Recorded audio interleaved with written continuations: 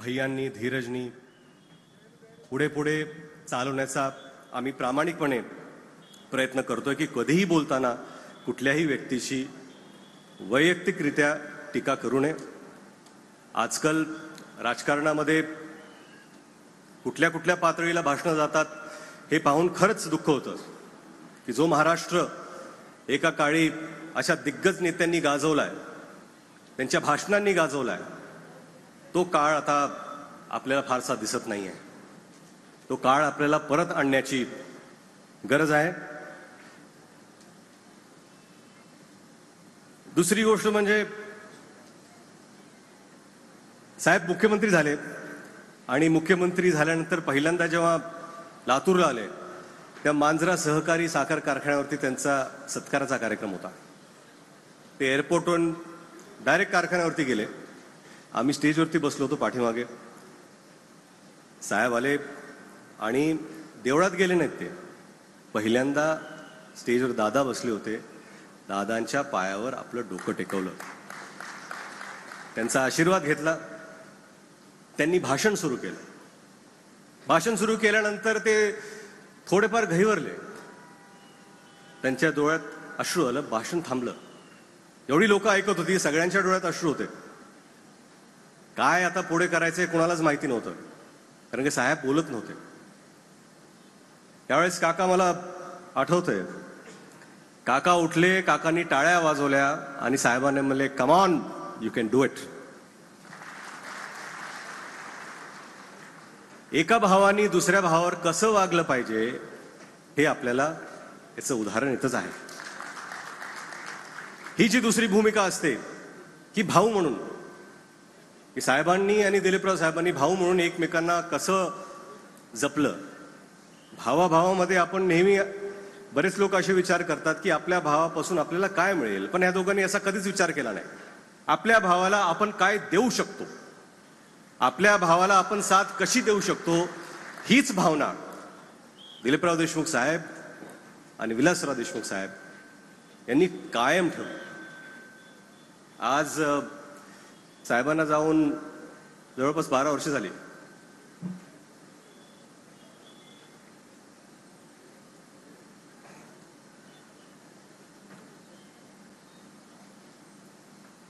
थोडी पण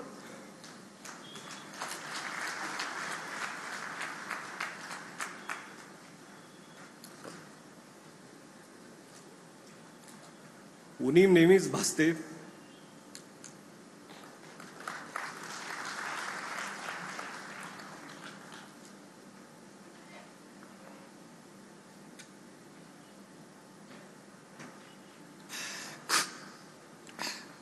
पण ही उणीव आपल्याला कधी भासू नये म्हणून काका हे नेहमीच मागे उभे राहिले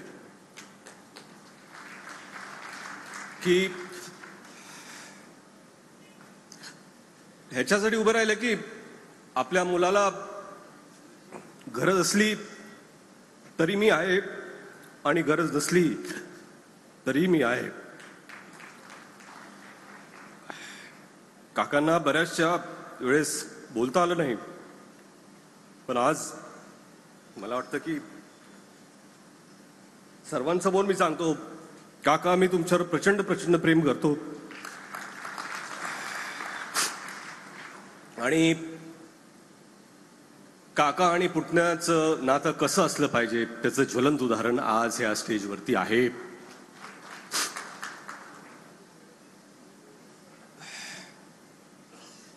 आणि मुलगा म्हणून साहेबांनी कधीच आम्हाला रोखलं नाही। म्हणजे वडील म्हणून असतं ना की तू हे कर, तू ते कर, असं झालं पाहिजे, असं केलं पाहिजे। आई वडिलांनी आम्हाला मोकळी सूट दिली होती। एकच गोष्ट सांगितली, तुम्ही अभ्यास करा, तुमचं शिक्षण पूर्ण करा। भैया केमिकल इंजिनियर झाले, धीरज MBA ते झाले, मी आर्किटेक्ट झालो। परंतु मला वाटतं की त्यांच्याकडून ही गोष्ट शिकण्यासारखी होती की मुलांवर कधी कुठल्याही गोष्टीचा दबाव आणण्याची गरज नाही. त्यांची स्वप्ने त्यांना जगू द्यावी. त्यांना आयुष्यात जे करायचं आहे ते करू द्यावं. आपण खंबीरपणे फक्त त्यांना जिथे उडायचे त्यांच्या उडाणासाठी, भरारीसाठी आपण फक्त हवा द्यावी. तेवढंच काम त्यांनी केलं.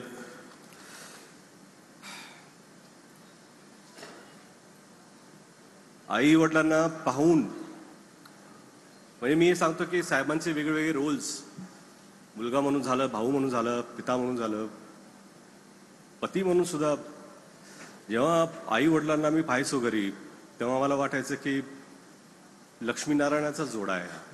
आणि मला वाटतं की प्रत्येकाला वाटतं आपले आई वडील हे लक्ष्मीनारायणच आहेत. आणि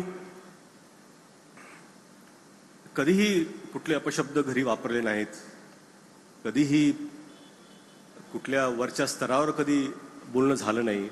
आणि हे स्वभावाचा जो गुण आहे तो कुठेतरी आमच्यात आम्ही घ्यायचा प्रयत्न करतो, आम्ही तसं वावरण्याचा प्रयत्न करतो.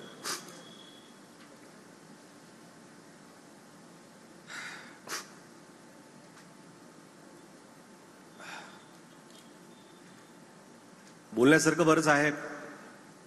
राजकीय त्यांच्या कारकिर्दीत काय काय झालंय इथले मान्यवर बरंच बोलतील.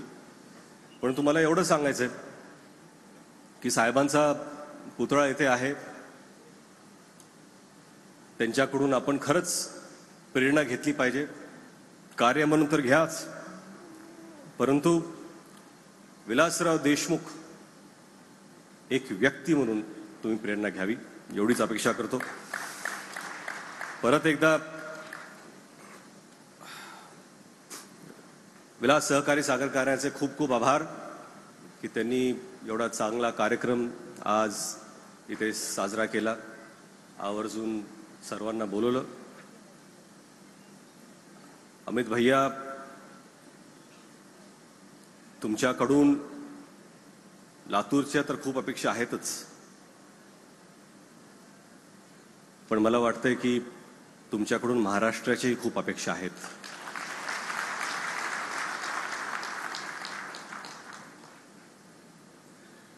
आणि आता ती वेळ आलेली आहे की तुम्ही ते पाऊल घेतलं पाहिजे. तुमच्यासाठी खूप खूप शुभेच्छा भैया.